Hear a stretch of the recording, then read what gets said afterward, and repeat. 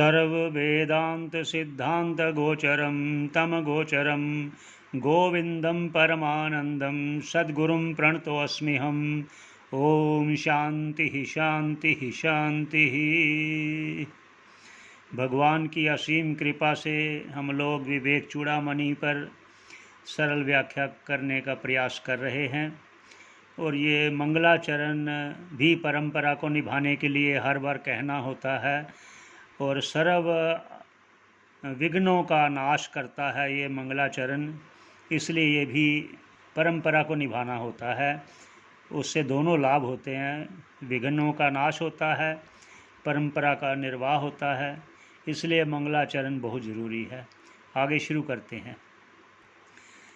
जैसा कि पहले भाष्यकार कह रहे हैं कि अज्ञान रूपी सर्प से डसा हुआ उसका इलाज ब्रह्म ज्ञान औषधि है, इसके अतिरिक्त कोई और उपाय नहीं है। अब ब्रह्म ज्ञान और आत्मज्ञान और परमात्मा का ज्ञान पहले सभी श्लोकों में बताते हुए, उसकी महत्ता बताते हुए, आत्मज्ञान की महत्ता बताते हुए भाष्यकार कह रहे थे। अब उसके आगे अपरोक्ष अनुभव की आवश्यकता है और क्यों है, इसका भाष्यकार स्वयं अपने शब्दों में कह रहे हैं, वो उसका प्रयास करते हैं।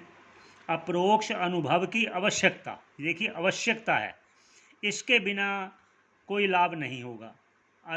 जब तक आपको अपरोक्ष अनुभव परमात्मा और आत्मा में एकत्व आप अनुभव नहीं कर लेते, तब तक इस बात को सिद्ध करने के लिए वो उदाहरण के द्वारा अपने शिष्य को समझा रहे हैं। क्या कहते हैं, आइए शुरू करते हैं।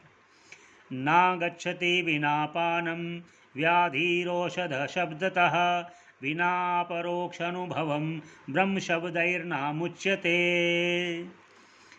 यहाँ जो आपकालीन मत हैं जो आजकल चल रहे हैं, वो सभी ब्रह्म ब्रह्म की बातें करते हैं, ब्रह्म ज्ञान ले लो, ब्रह्म ज्ञान ले लो, वो सिर्फ शब्द मात्र हैं। इसलिए उनको भी बीच में आप समझ लेना कि कैसे होता है और ये अपरोक्ष अनुभव क्या है और भगवान भाष्यकार जी ये क्यों कह रहे हैं, ये क्यों कहना आवश्यक है।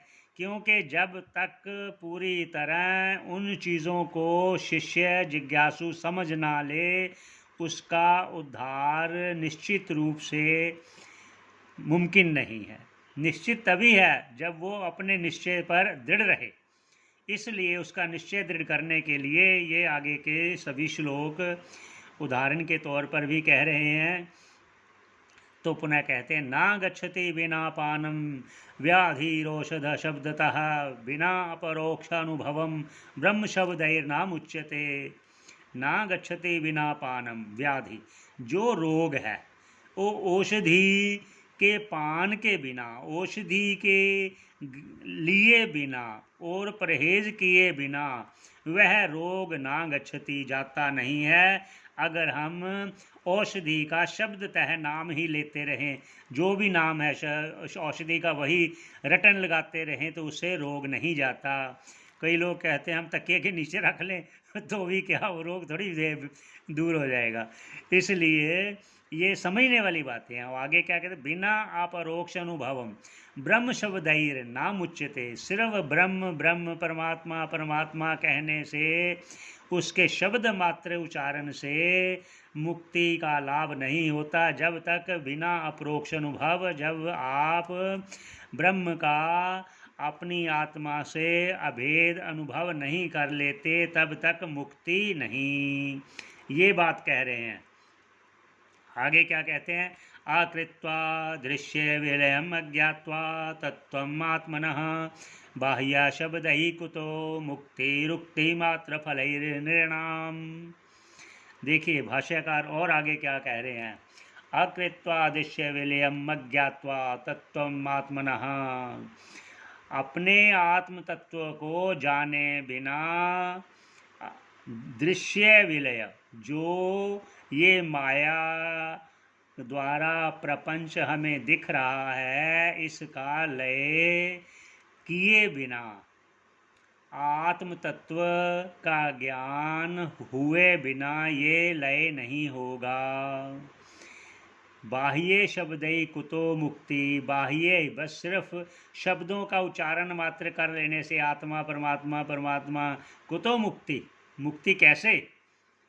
ठीक है, उक्ति मात्र फले निराणाम, सिर्फ कहने मात्र से मोक्ष मनुष्यों को नहीं हो सकता, ये उनका तात्पर्य है।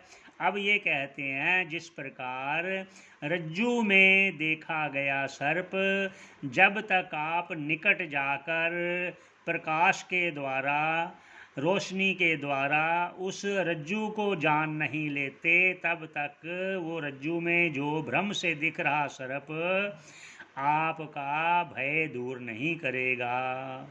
रज्जू में देखा गया सर्प आपको भय उत्पन्न करता है, इसलिए बिना रज्जू के ज्ञान हुए आपका भय दूर नहीं होगा।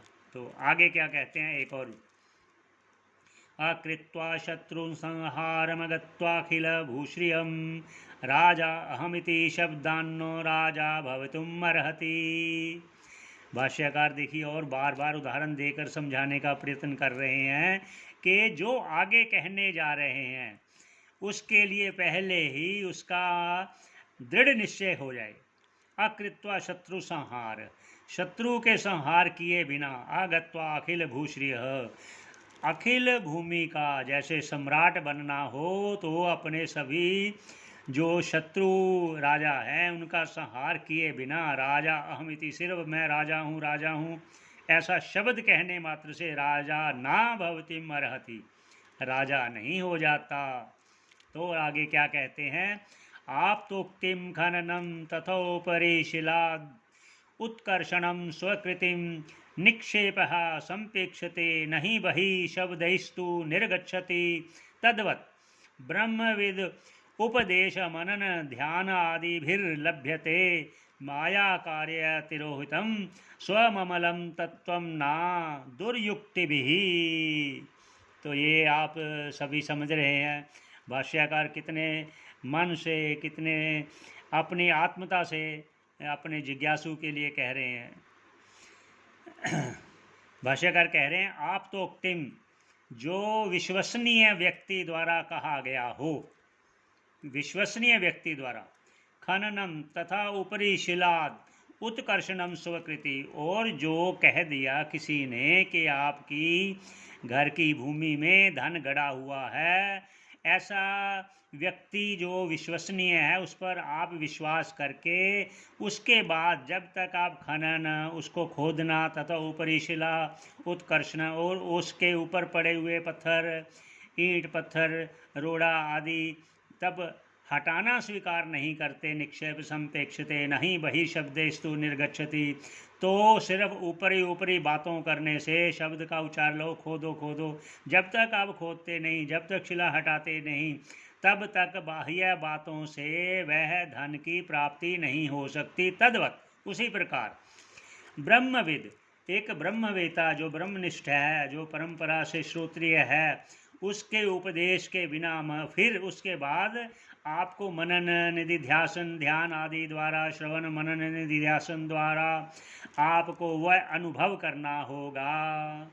माया कार्य तिरोहितम स्वममलम तत्वना दुर्युक्तिभिः, तो जो माया का कार्य है, जो प्रपंच है, वो तभी वो तिरोहित होगा, मिथ्यात्व निश्चय होगा, जब तक आप श्रवण मनन निधिध्यासन द्वारा, उस विचार के द्वारा आप आत्माकार वृत्ति नहीं कर लेते, तब तक स्वममलम, और अपना निर्मल आत्मा परमात्मा वो तत्व ना, उस तत्व का आप साक्षात्कार, आप परोक्ष अनुभव नहीं कर सकते, थोथी बातों से वो प्राप्त नहीं होता।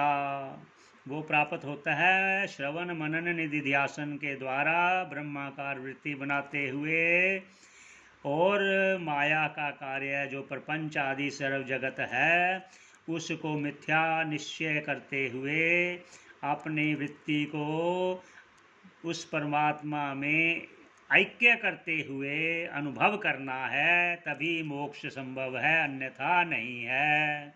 आगे क्या कहते हैं भाष्यकार? आगे भाष्यकार क्या कह रहे हैं? तस्मात् सर्व प्रयत्नेन भवबंध विमुक्तये स्वैरैव यत्नः कर्तव्यो रोगादाविव पंडितैः। अब आखिर को कह रहे हैं भाष्यकार कि इतनी बातें कहने का जो तात्पर्य है वो यह, इसलिए ये सभी बातों कहने के उपरांत तस्मात् सर्व प्रयत्नेन, इसलिए आपको सभी प्रकार का प्रयत्न करना होगा। सभी प्रकार का प्रयत्न आदि क्या है?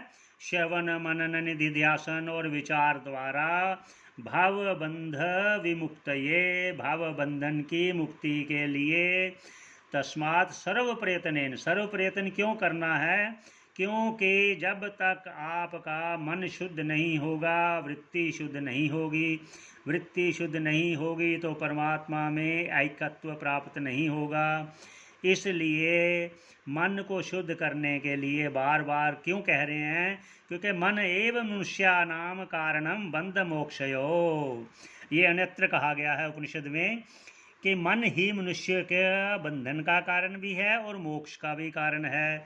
जिस प्रकार वायु बादलों को इकट्ठा करके ला के वर्षा करती है, फिर वही वायु सभी बादलों को बिखेर कर वर्षा को बंद करती है, इसी प्रकार मन, शुद्ध मन जीव को भव बंधन से मुक्त करता है।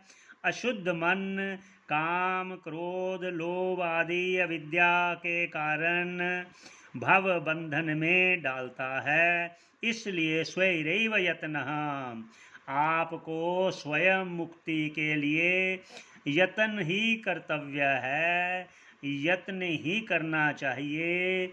जिस प्रकार रोगादो इव पंडितैः, जिस प्रकार रोग का निवारण करने के लिए औषधि करता है, परहेज करता है, वो सभी कार्य करता है जिससे रोग निवृत्त हो जाए, उसी प्रकार जिज्ञासु को तस्मात् सर्व प्रयत्नेन, सभी प्रकार के प्रयत्नों के द्वारा श्रवण मनन निधिध्यासन और विचार के द्वारा, विचार किसका? वो बताया गया है, तस्माद् सदा विचारेत जीव परमात्मनः जगत, इसके ऊपर विचार करना चाहिए कि जगत क्या है, परमात्मा क्या है, ये देह क्या है। पंचकोश से रहित अपने आप को पहचानना, तो भवबंध मुक्ति की सिद्धि के लिए सर्व प्रयत्न करना होगा। हे शिष्य, तुम्हारा कल्याण फिर निश्चित है। इसी श्लोक पर हम विश्राम देते हैं। तो सभी के लिए कल्याण हो, सभी का कल्याण हो, श्रोताओं का कल्याण हो, तो जिज्ञासुओं का कल्याण हो, यही कामना करते हुए अगर किसी को इसमें कोई शंका होती है तो वो कमेंट्स बॉक्स में डालें अपना प्रश्न, उसका प्रश्न का उत्तर देने का प्रयास करेंगे। इसी के लिए हम यहीं विश्राम देते हैं। ओम पूर्णमदः पूर्णमिदं पूर्णात् पूर्णमुदच्यते पूर्णस्य पूर्णमादाय पूर्णमेवावशिष्यते। ओम शांति शांति शांति।